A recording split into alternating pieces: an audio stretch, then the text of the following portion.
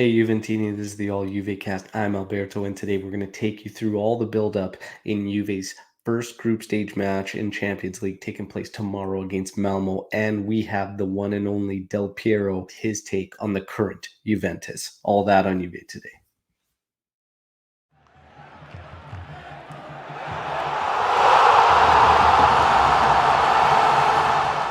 All right, so as we get ready to prepare for this first Champions League match, this is what's happening and the latest on Juventus.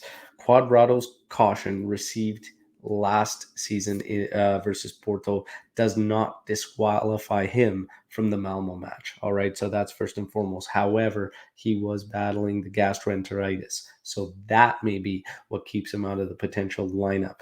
Now, as for the South Americans, they are all in training, and Chiesa is the one working alone. Chiesa is still a doubt. So eyes are going to be on will Cuadrado play and is Chiesa going to end up playing?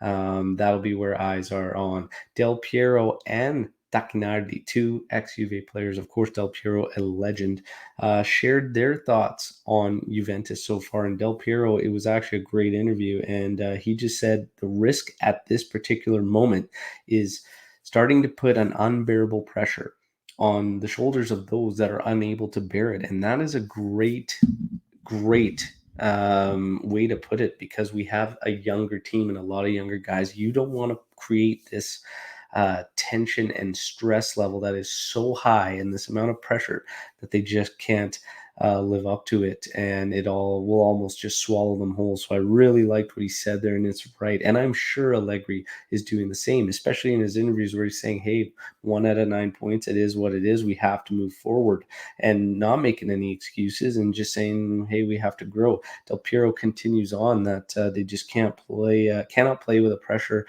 Dybala, sorry, cannot play with the pressure of being the one who has to solve everything. And nobody should for that matter. It has to be up to the group. He said there's a lot of work to be done in the locker room and on the pitch, and that's for Allegri. But he said he does like Allegri, and I'm sure Allegri is doing the same and saying the same things, reiterating them in the locker room. So it's a work in progress, and it is what it is. But Del Piero had a lot of great insight there, and he's right, to be honest. Dybala with a free mind will be the Dybala we need. But if he's trying to put way too much on himself, and we continue to just have this where we're looking at things under a microscope on certain players, it's going to be very, very tough. And I said the same thing once Ronaldo left. When Ronaldo left, the word was who is going to replace him? Who is going to score all these goals? And I said, stop. It's up to the group. Okay. Always has been, always will. And we almost got away from that with Ronaldo. And Del Piero also spoke to that. Del Piero said, we almost judged Cristiano Ronaldo's performances in isolation and away from the team. And that in itself shows a bit of an issue because we shouldn't be doing that. So in one sense, yes, he was fantastic, but the team was not. So there you have it. And that's my sentiments exactly. It has to be up to the group. We shouldn't be looking to one person to just take over and bear all that weight. No, it should be up to the group. And I think Allegri's going to do that. Tacchinardi, the other ex Juventino who got into an interview, said basically in 10 games, we must see an identity from Allegri's Juventus. In the first few, he has just presented a team that physically is not at 100%. And I agree with that. That's why I'm not getting too fired up right out of the gate. I'm frustrated, but 1 out of 9, 8 points off top is not the end of the world in the grand scheme of things. But he is right. You need to at some point start seeing an identity, a structure. But he also has not fielded our best 11, in my personal opinion. And once I can see these guys regularly play and consistently, then we can probably start to label his team and judge his team a little bit more. So there's still a little more leeway there. In terms of the Malmo match, again, we've got the South Americans training. Chiesa's working alone. This is the earliest projected lineup for this match against Malmo. So you can see Quadrado, again, question marks there, but Danilo, Panucci, Delict, and Sandro across the back. Chesney, of course, still big topic surrounding Juventus, but Allegri is showing faith in him and giving him the nod.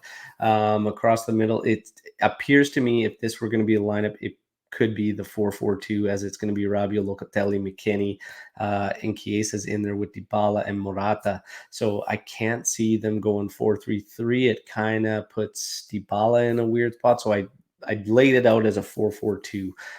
Again, a little awkwardness on the left side with Sandro and Rabiot. So it's not my preferred way. It might be a 4-3-1-2 eventually with Dybala kind of behind Chiesa and Morata. That's potential. Little diamond midfield there, which is potentially happening, but I don't know if Allegri would go that route. It puts him a little narrow, and we know his defensive shape likes to cover the flanks a bit more. So it's interesting, but this is the projected names, anyways, for the lineup against Malmo. So there you have it. This is the news so far today surrounding Juventus in this build-up for our Champions League opener. I want to hear all your personal opinions, thoughts, and comments, and I've loved hearing from all of you so far. And keep it up, and make sure you like the channel, or like the video, subscribe to the channel. We got plenty more coverage, and we're going to start with a match day live tomorrow as we take the build-up and the news even further and get ready for this first Champions League match. Forza Juve, fino alla fine. Ciao.